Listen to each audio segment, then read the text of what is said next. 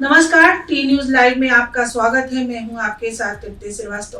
भारत और पाकिस्तान के बीच बढ़ते सैन्य तनाव के बीच भारत ने एक बार फिर संयम और संतुलन की नीति को अपनाते हुए अंतर्राष्ट्रीय मंच पर अपनी जिम्मेदारी का परिचय दिया। शनिवार को विदेश मंत्री एस जयशंकर और अमेरिका के विदेश मंत्री मार्को रूबियो के बीच टेलीफोन पर एक अहम बातचीत की गई।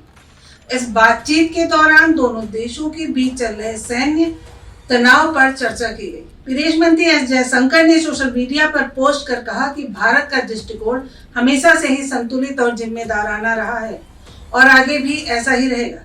गौरतलब है कि भारत और पाकिस्तान की सेनाओं के बीच हाल ही में सीमा पर गोलीबारी की घटनाएं आमने सामने आई हैं, जिससे दोनों के बीच तनाव और बढ़ गया है। वहीं अमेरिकी विदेश मंत्रालय ने कहा है कि विदेश मंत्री रूबियो ने दोनों पक्षों की गलतफहमी से बचाने और तनाव कम करने के लिए प्रत्यक्ष संवाद फिर से शुरू करने की आवश्यकता पर बल दिया। अमेरिका ने भविष्य में हो रहे विवादों को टालने के लिए सार्थक बातचीत में सहायता देने की पेशकश की है।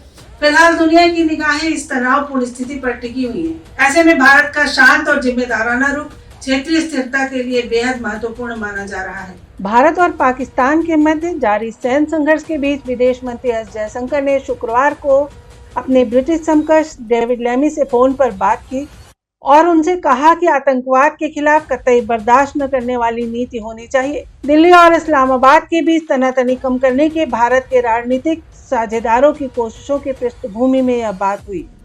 वहीं भारत और पाकिस्तान के सैन्य संघर्ष पर यूरोपीय संघ ने कहा कि वह क्षेत्र में बढ़ते तनाव और अधिक लोगों की जान जाने की आशंका सहित अन्य परिणामों पर बारीकी से और बड़ी चिंता के साथ नजर बनाए हुए है।